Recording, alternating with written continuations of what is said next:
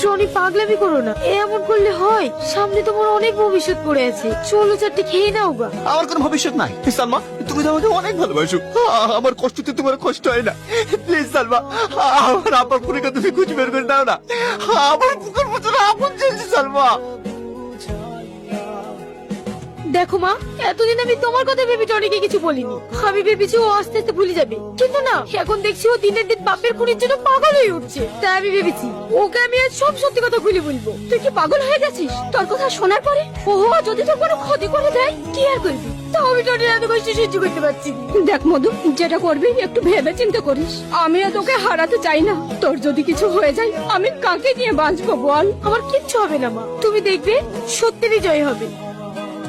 Tony, তোমাকে অনেকদিন থেকে একটা কথা বলবো বলবো বলে বলা হচ্ছে না, বলবো?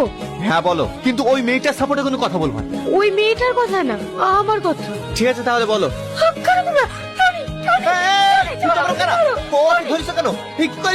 এ হচ্ছে আমার শত্রু আর তোরও শত্রু। তার মানে বাবা তুই বিশাল বাবা, যে বাবার খুনিকে সঙ্গ করে নিবার আছি, আবার সবার সামনে খুনিকে খোঁজার অভিনয় করছি। তুই তো বিশাল নাটক পারিস রে। তুই মিথ্যা কথা বলছি। আমি মিথ্যে কথা বলছি? বিশ্বাস না হলো তোর প্রেমিকাকে জিজ্ঞেস কর। এ কি বলছে? এ যেটা বলছে সেটা কি সত্যি? চুপ করে আছো যে, বলো। হ্যাঁ সত্যি।